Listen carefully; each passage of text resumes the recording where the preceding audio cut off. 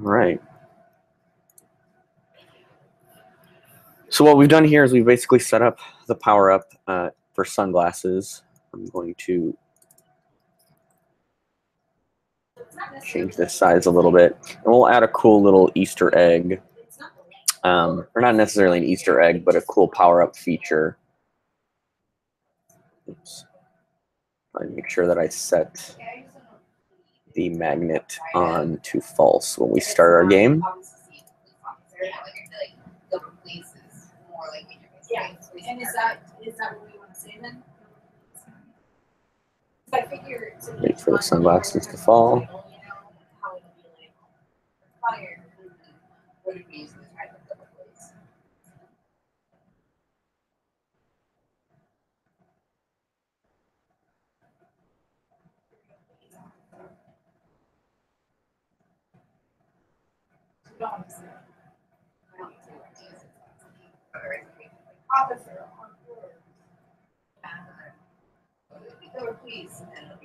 Okay.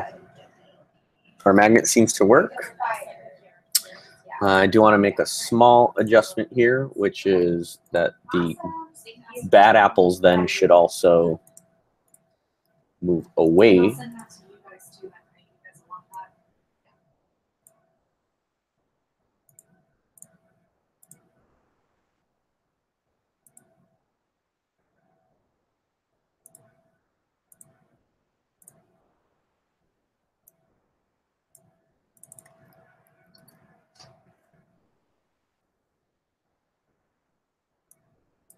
Okay, let's just make sure this all works. Good apples, we got bad apples. We should have a power up coming soon.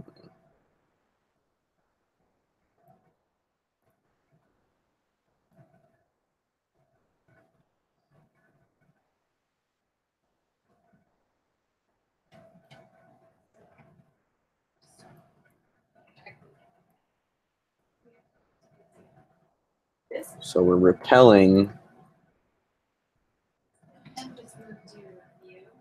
the bad apples. Okay, and now I also want to change my power up. So instead of Scratch the Cat just catching that clone and it being deleted,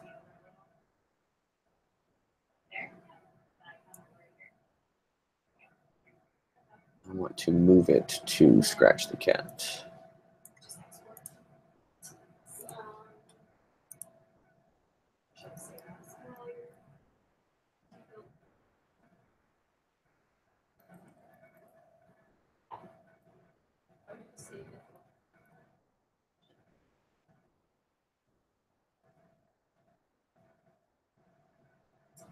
And we'll move it up.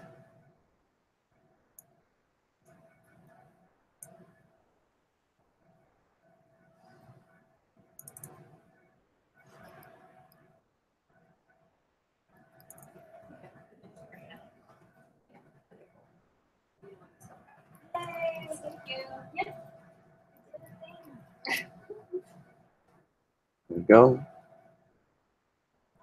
And set the X.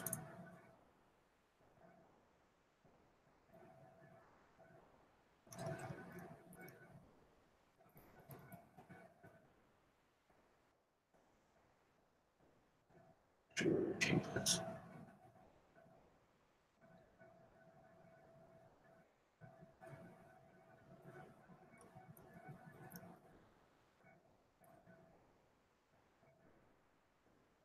I want Scratch the Cat to actually be wearing the sunglasses. So what we're going to do is change his costume.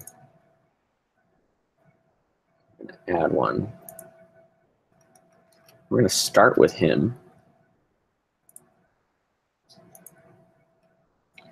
We're going to add the sunglasses.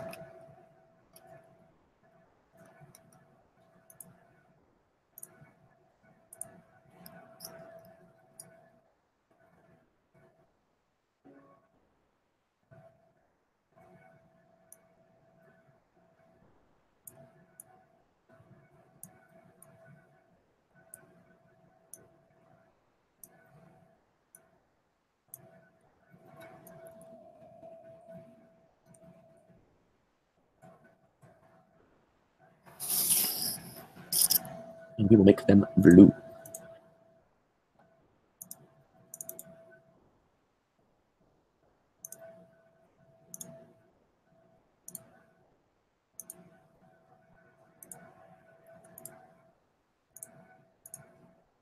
Okay. So now we have our timer here.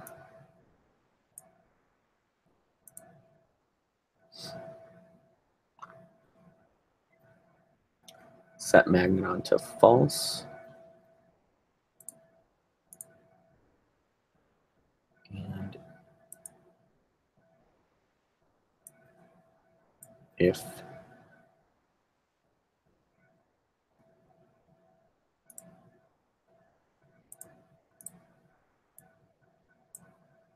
magnet on is true,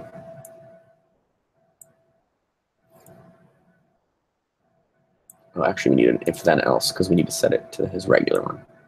So if magnet on equals true,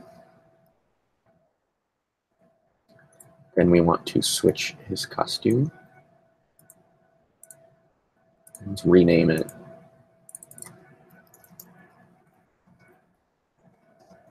sunglasses.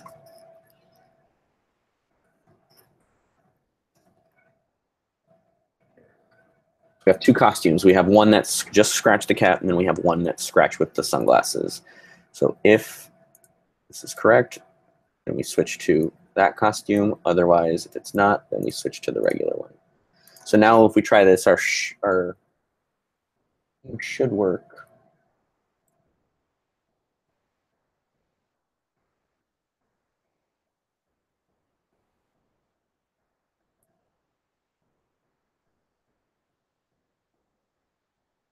Oh, and here the delete clone one. So I just need to make sure I add that back. Then once the timer runs out,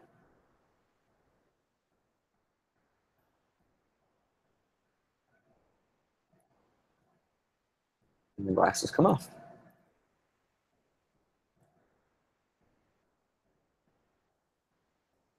Again.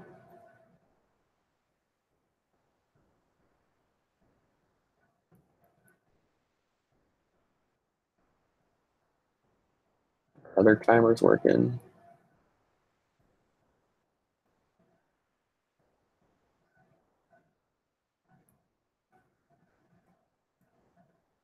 Just in time.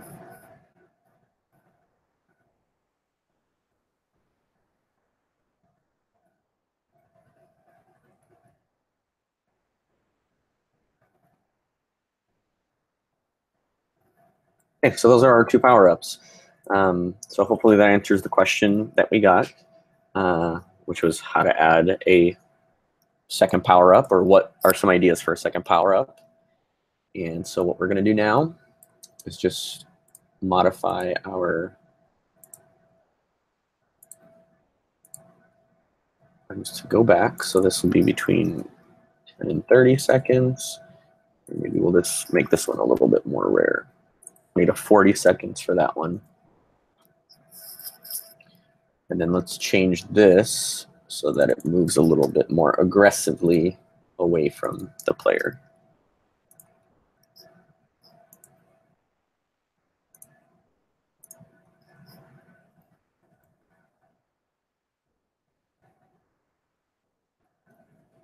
I'm also going to add, again, when you're debugging stuff a lot of the time, you don't want to have to sit here and wait for these things to happen.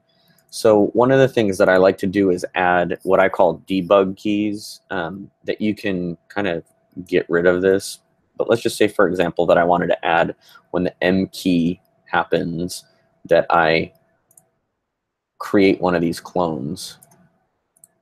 So if I run this now, I can kind of at will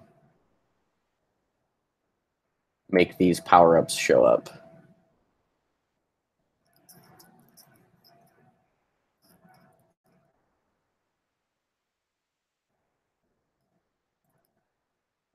If they duplicate themselves. That's kind of neat. We don't necessarily want a clone of myself because then that's everything. just a clone, one muffin.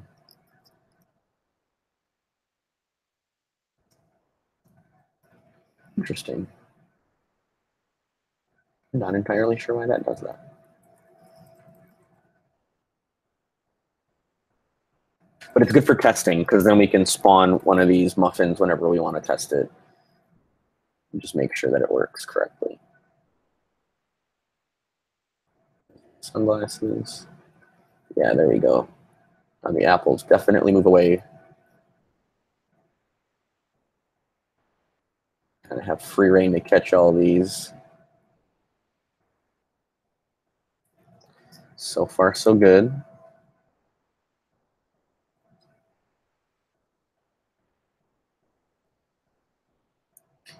I'm going to change this block here to reset the rotation of all the apples.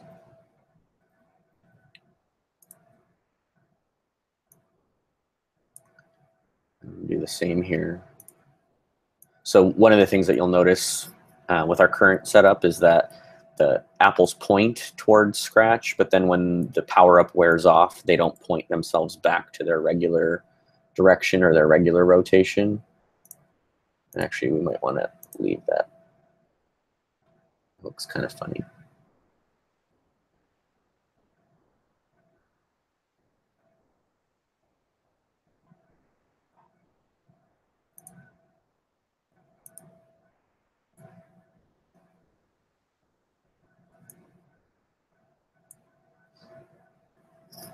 So then I'm going to add my sunglasses too. So add an event for when I press the S key. Spawn some sunglasses.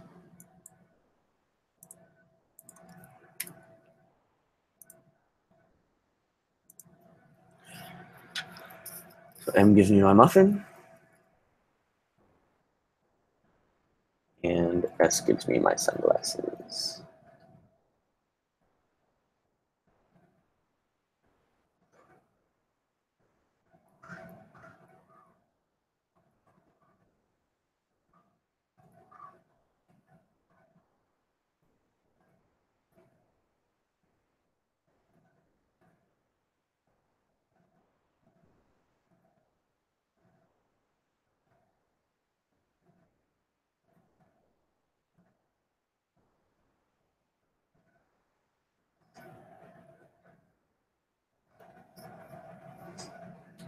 That seems to be working. I'm going to change my good apple. This is really, really nitpicky, but I don't necessarily want it to be straight. I want it to point towards Scratch the Cat. So it always is going to point the right-hand side to it.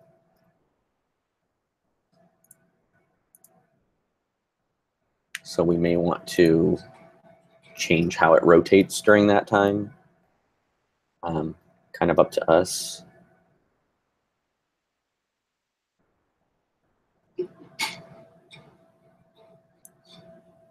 But I might be able to set this as a negative. See if I have an operator here.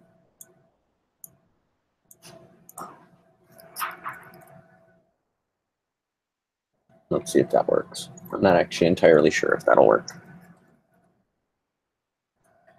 Sunglasses.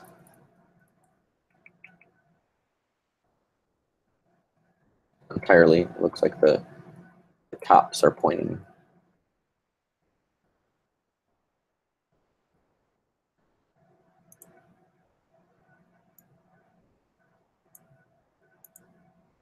So let's rotate this then.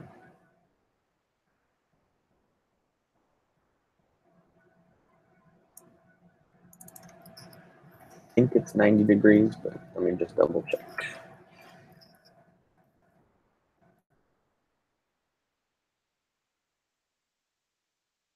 Yeah, so the bottoms are always facing the player.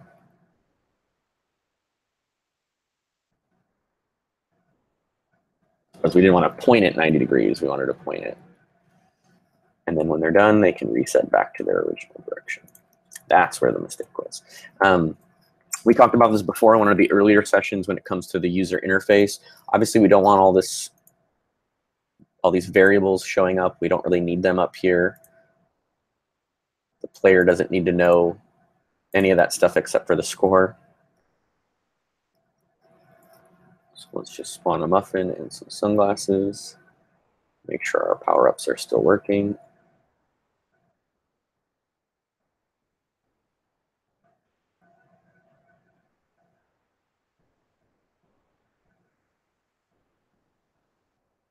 Good.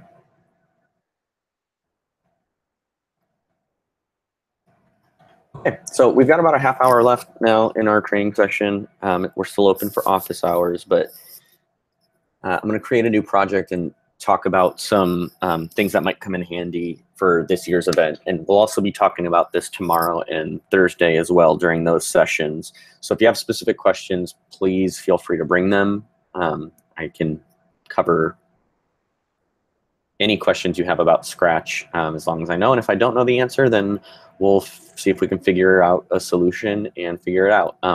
Feel free also to send me your actual Scratch projects if you want to send me a link so that I can remix those projects and try and fix your issue prior to the office hours, and we can explain it during that time. But we're going to talk a little bit more about some of those interactions that we discussed not too long ago in one of our previous sessions about items snapping together. So if you remember, we made a project, made two projects.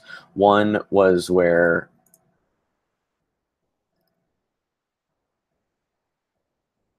we have a game where we need to drag items into the correct spots.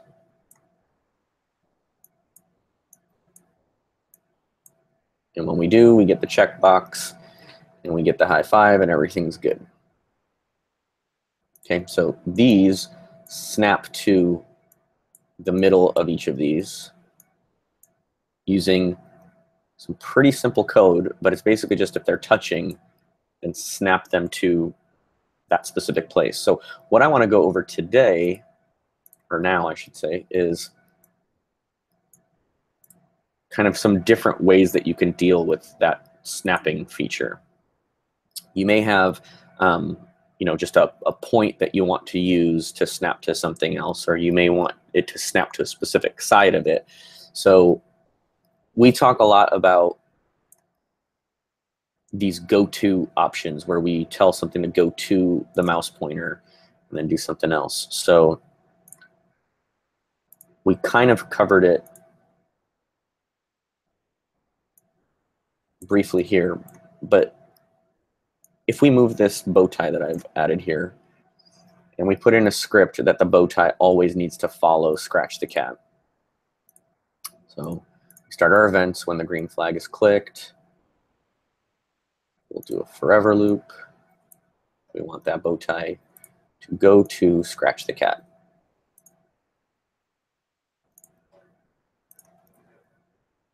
Move Scratch the Cat anywhere. That bow tie should snap to it. And actually, we want to make sure that this sprite is always at the front. Otherwise, he shows up behind where Scratch the Cat is. Okay, so now we're going to add in our controls for Scratch the Cat, and the bow tie should follow it, but obviously it's in the middle of his mouth, so we're going to adjust that.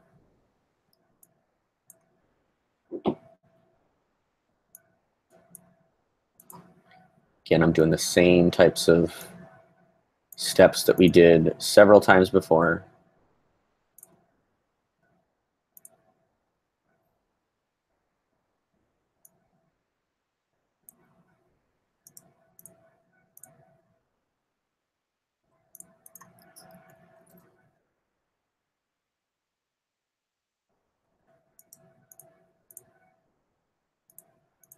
Left arrow.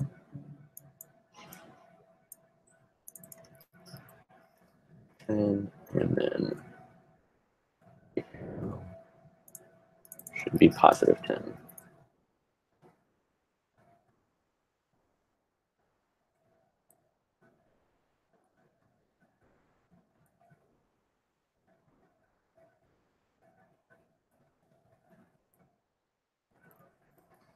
Okay, so far so good. Now, here's where we need to modify this a little bit. We need to actually move the bow tie here so it looks like Scratch the Cat is actually wearing it. And obviously we could do this using the costumes like we just did for our sunglasses.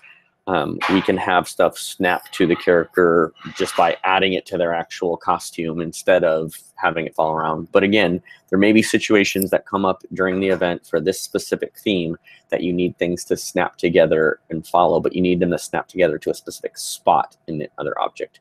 And that's where we can use these steps and add X and Y changes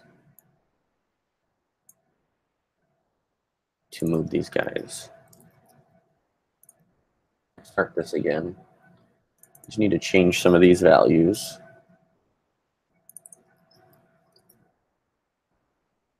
Oh, that's not bad.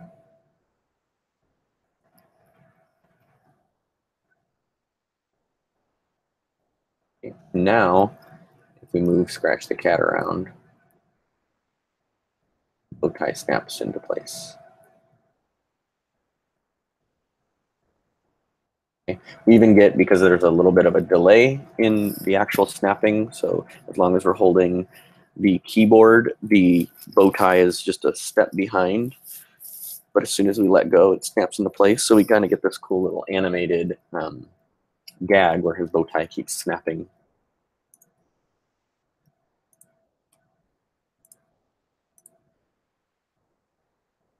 So that's one way to do it. You can change the X and Y.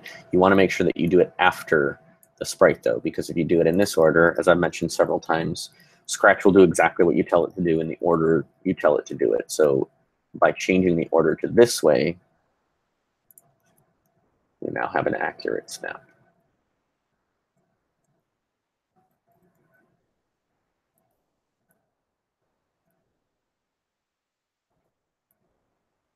Now we can fix that snapping, but it requires us to duplicate some of our controls.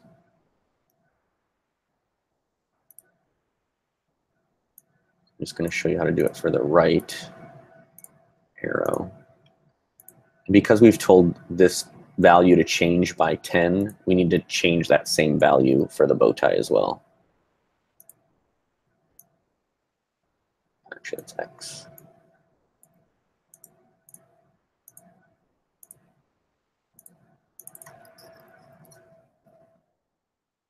I think that should fix it. There we go.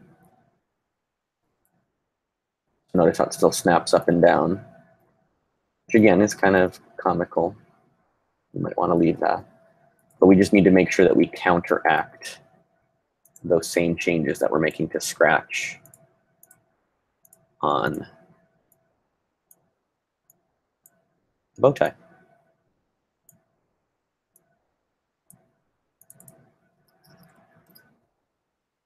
Now it should be firmly in place.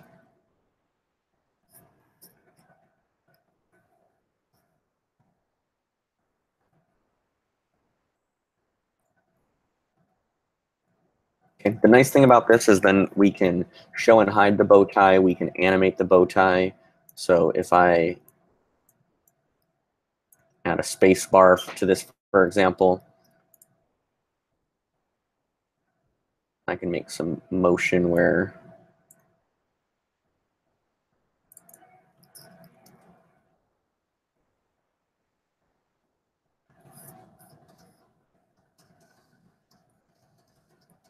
if we can't do with costumes, we would have to do that for every single costume.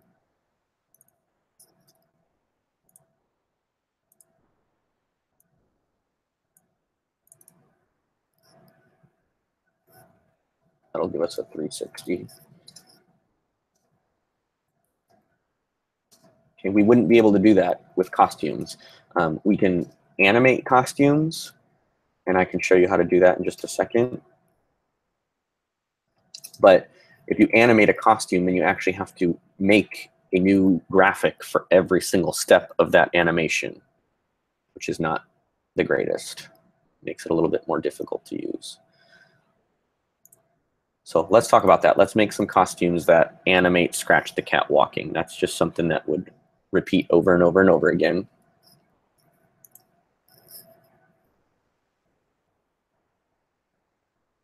So let's start with the right arrow and the left arrow.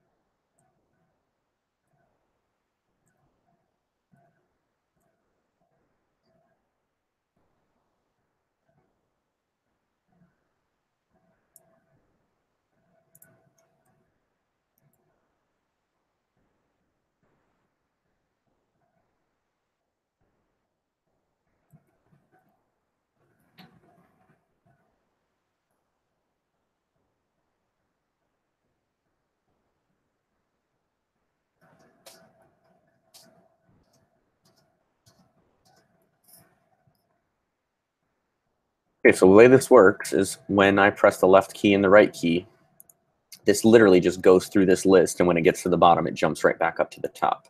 So in this case, we have 3 or 4 costumes. So I'm going to change this slightly.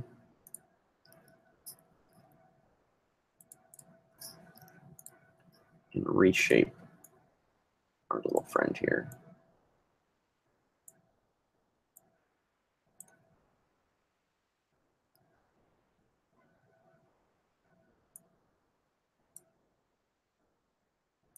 So now we got this, to this, to this. And then we actually probably want this shape to be in front.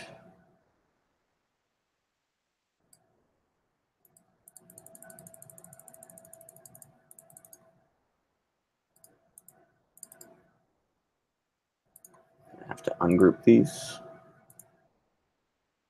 Go.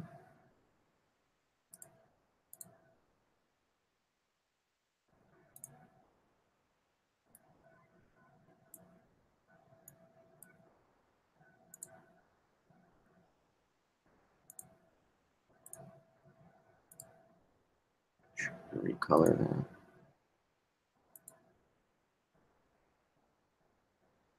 And make the body color. And then let's resize it so that we don't see that.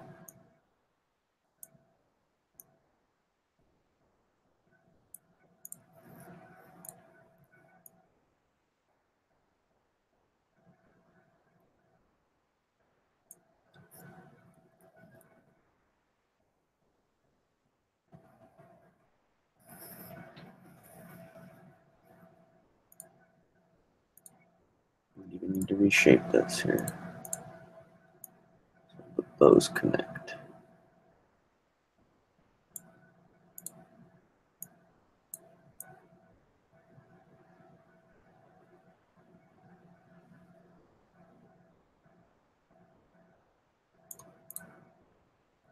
I'll add a white one too.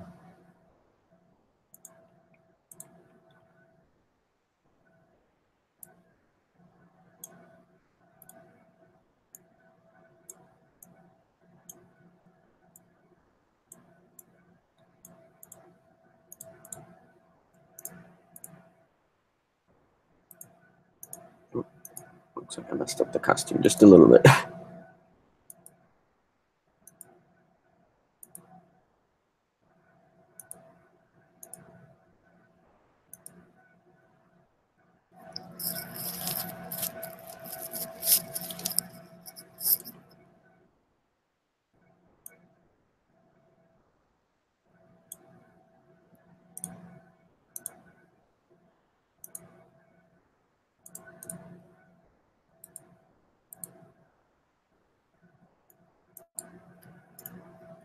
To redo that.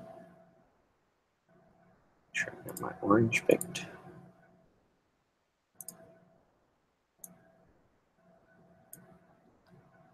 Use my reshape tool.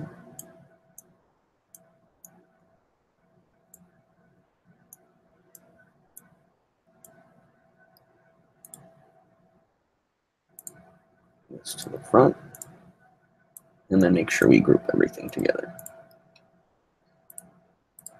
There we go. Maybe we do want this.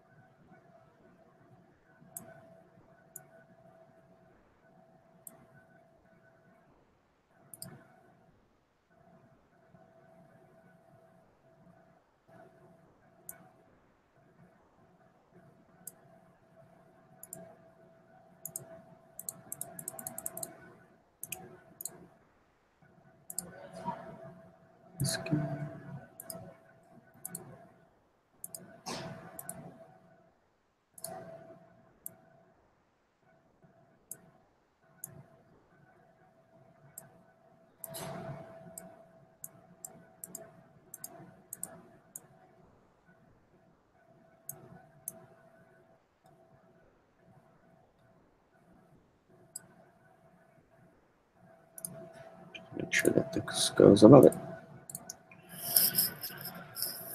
Okay, we got a rough here. Group those together. And let's see how that works.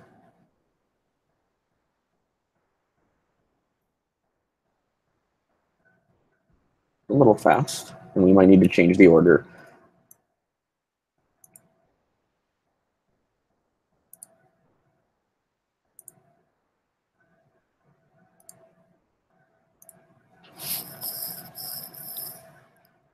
But that's basically how you get the costumes to work. And you can animate through each of these. You know, I would highly recommend, you can always go online and type in free character sprites, and that'll give you 2D characters.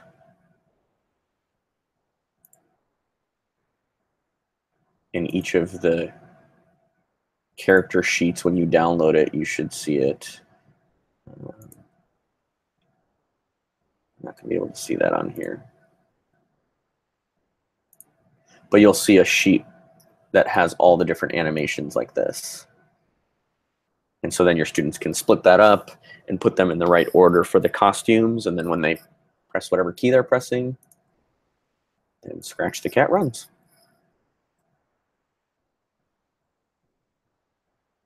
If you want to get a little bit more complicated than that and you need a very definitive or specific animation system, again, as I mentioned before, I would highly recommend that you can do searches for running animation, for example, and you'll see the different costumes that other people have set up that you can use as kind of a basis. So here are all the different variations of that.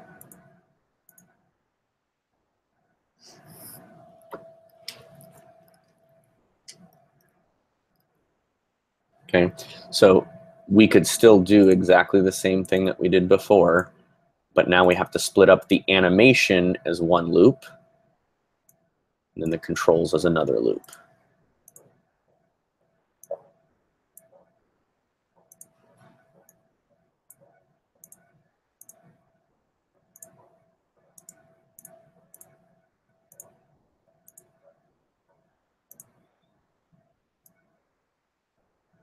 And change x by -10.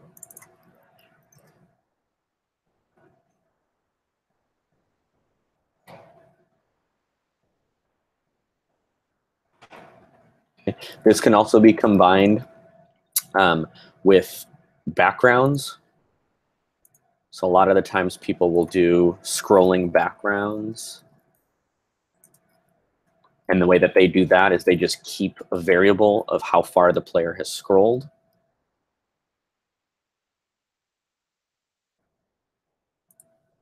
Can't verify the authenticity of these or the quality of these.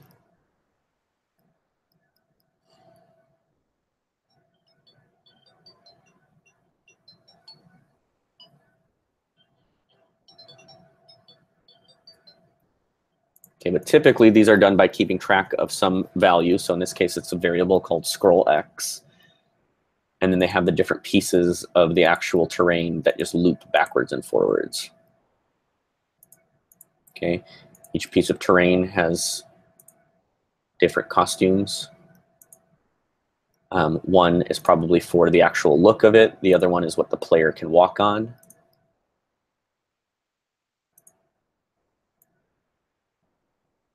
And it looks like exactly what it is. Checking for different colors to see if they're touching.